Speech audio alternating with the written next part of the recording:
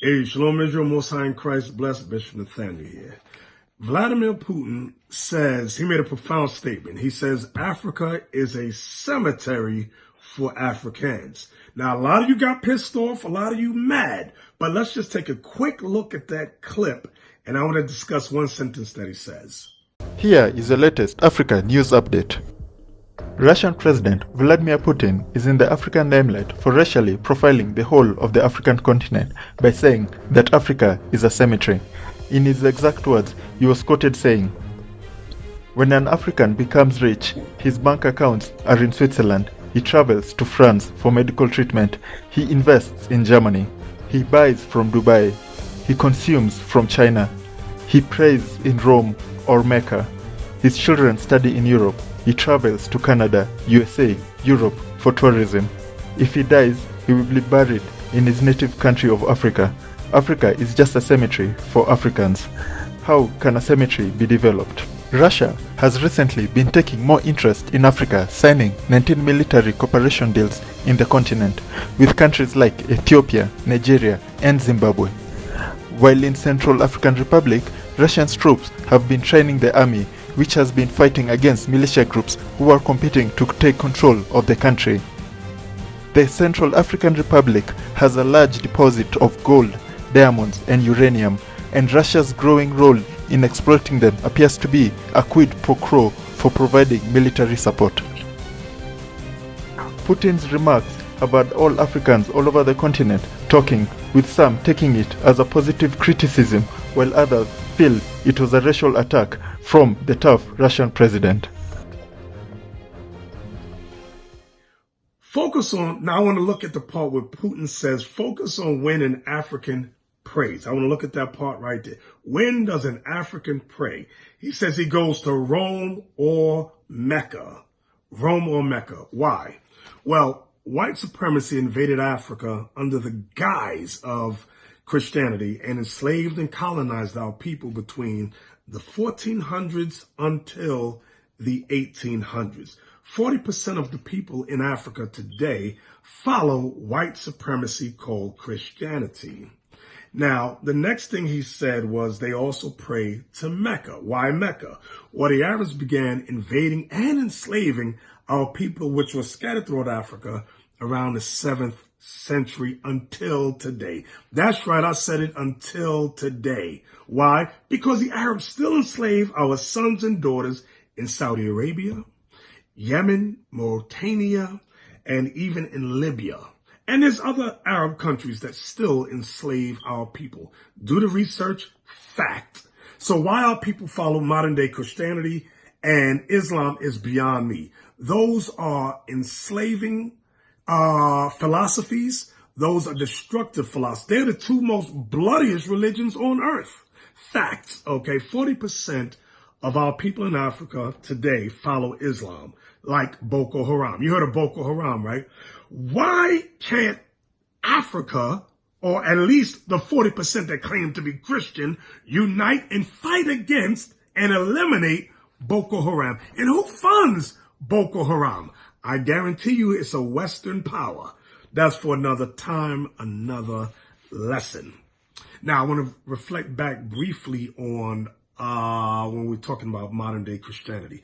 A lot of our brothers and sisters mistakenly believe that the Bible was introduced into Africa by the white man during the 1400s. That's totally wrong. Totally wrong.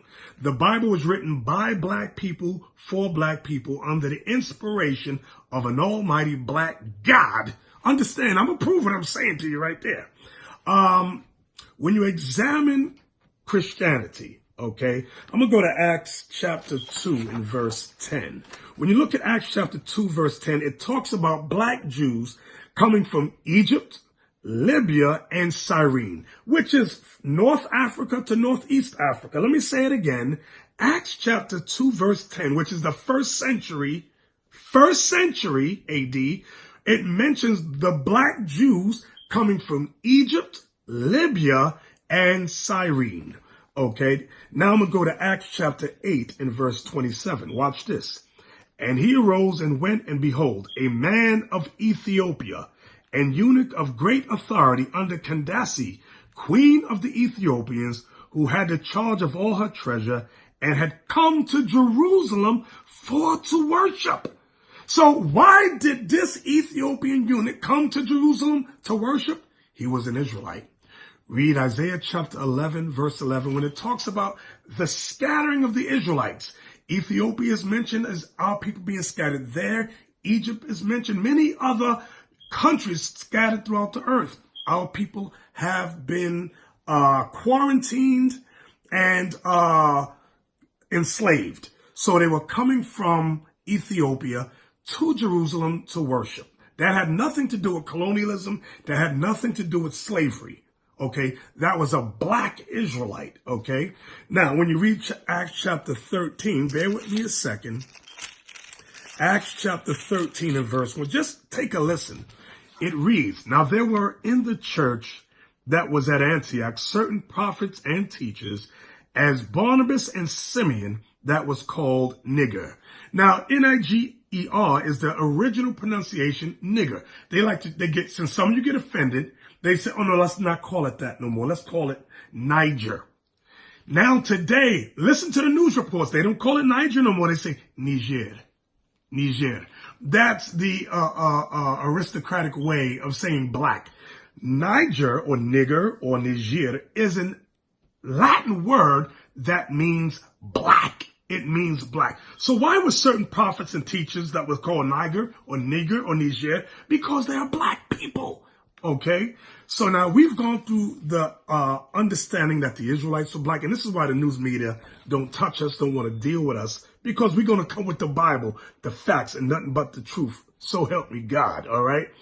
Today's Israelites are the Bantus and some Nilotes on the continent of Africa. They were sold into slavery throughout the Americas, the Caribbean, even as far as India and Iraq and Iran. And global unification of our scattered people is both paramount and biblical. I'm going to read Zephaniah chapter 2 and verse 1. I'm going to prove to you that the Bible is both about Pan-Africanism as well as solidarity. Okay, watch this. Zephaniah chapter 2 and verse 1. Y'all just bear with me. Here we go. It reads, gather yourselves together. Yea, gather together, O nation not desired. Let me read it again. Gather yourselves together. Yea, gather together, O nation not desired. No matter where our people are, we're not desired. What is this verse talking about? Unity, solidarity, global unification of our scattered peoples. Okay, how are we scattered? In slavery. First the Arabs came, then white man came under Christianity. So the Bible is about the unification of our people. Hey, now I'm going to prove to you that the black man always had the Bible before the white man. Here's a book entitled The Anglo-Saxon Chronicles, translated and collated by Anne Savage. Okay, I'm going to open the book. We're on page 120. Who are these two black men right here? Okay, and this one has a big book in his hand, he's presenting it. Let's look at the bottom. It says, front piece of a copy of Bede's Life of St. Cuthbert, probably executed at Winchester, showing Athelstan, this is King Athelstan, delivering the book. What book? The Bible. When he visited the saint's shrine at Chesterley Street, County Durham. See that year? In 937. This was one of many gifts Athelstan made to religious foundations during his northern campaigns. Zoom in on them faces. Look at that. Look at that. Get a white boy out of that. You see they tried to whitewash it. Okay, let's get some more. Here we have another book entitled Early Spanish Manuscript Illumination, put together by John Williams. I'm going to discuss these black images here on the cover of this book. You can all see they're black. Now I'm going to go inside the book with the same image. If you notice, here is plate 8A. Notice the guy in the green in the center. You got two angels with wings on the other side. Now let's get the wording here. Plate 8A. Moralia in, I guess that's Orb of 940. That's the year, 940. Followed to Christ in majesty. Watch what it says. Christ, whose darkened flesh tones now give him an almost negroid cast, is shown enthroned between two cherubs. I want to deal with this part, whose darkened flesh tones now give him an almost negroid cast. Can we zoom in here? That is negroid. That's the same color as my finger. The two cherubs, which are angels, black. The angels around, black. The angels below, black. You see how the white man does? Where's that angel at? Well, that's a demon over there. But this is my point here. Go over here. Come back. Christ, because that is Christ in the middle, whose darkened flesh tones now give him an almost Negro. The white man's the devil the Bible speaks of. I'm showing you that. Now, notice the year. Look at the year. 945 A.D. 945. They have images of Christ being black way before the white man introduced Christianity. Let's get another book. Here's another book. The Image of the Black in Western Art. From the early Christian era to the Age of Discovery, from the demonic threat to the incarnation of sainthood. Edited by David Bindman and Henry Louis Gage Jr. I know this guy. This is book 2, part 1. I'm going to go inside the book. Here's the same image. Get a white boy out of that. But let's see who it is. Come over here.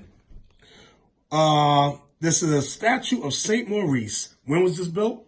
1240 to 1250 AD. That's way before modern day Christianity entered Africa. Magdeburg Cathedral of St. Maurice and St. Catherine Choir. Look at this.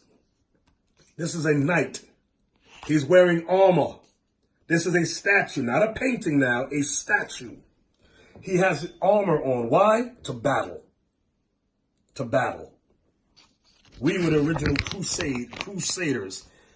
Here's some more. Look at that. Get a white boy out. They trying to knock his nose off. Look how black he is. Okay, look at this one. Get a white boy out of that. Let me see if there's a lot more in here. Oh, there's a lot I could get, but I just want to show you a few things. Let's take a look at, okay, look at this. More black men. Capes, wearing armor. Capes, golden capes with armor. Look at the years.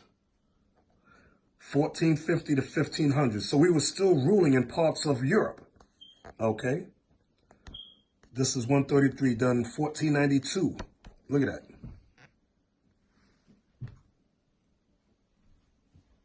So, brothers and sisters, I pray you learned and was edified by some of the things we brought out today on a small clip.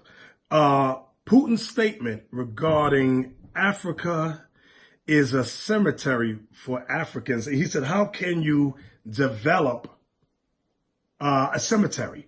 He was making reference to the people opposed to the land. Think about it.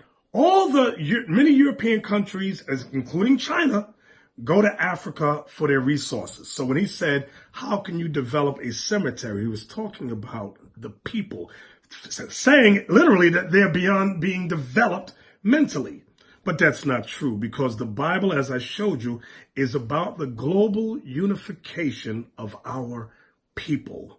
I'm going to say it again. The Bible is about the global unification of our people. That's why Christ said in Matthew 15:24, I am not sent but unto the lost sheep of the house of Israel. Matthew chapter, I believe it's 28, near the bottom, where Christ says, go ye therefore into all nations, baptizing them in the name of the Father, the Son, and the Holy Ghost. Why go throughout all nations? Because we were scattered throughout all nations. How? During the transatlantic slave trade and the sub-Sahara slave trade. Read Deuteronomy 4:27, Deuteronomy 28, verse 64. So, back to this closeout regarding Putin. It's funny, it's hysterical, but don't get mad. Don't get mad, get glad. Use that as your tackling fuel. Let that anger motivate you to come together as a people. All right, Israel. So let's all of us stay focused, stay faithful, and most of all, let's stay in the spirit. Shalom. Now they will see the true men of God. We are not black men, we are the Israelites. That's right.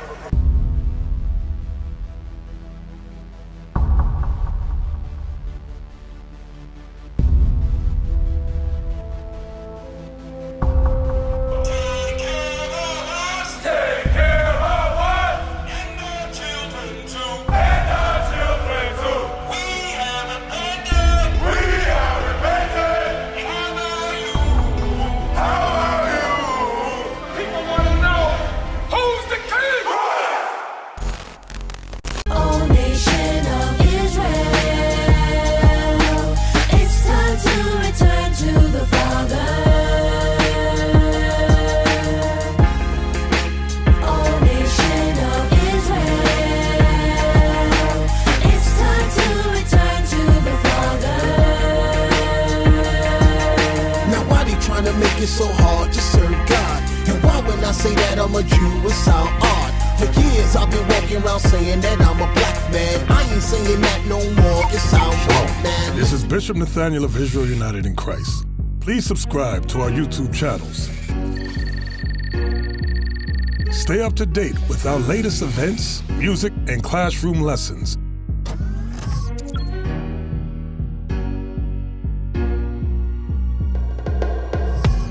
IUIC plans to continue visiting different countries where this gospel has not been preached before. IUIC needs your help in pushing this truth.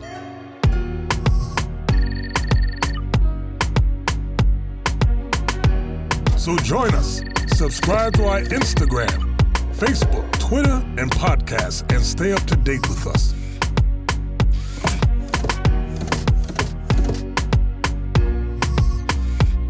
For more information, please visit www.israelunite.org.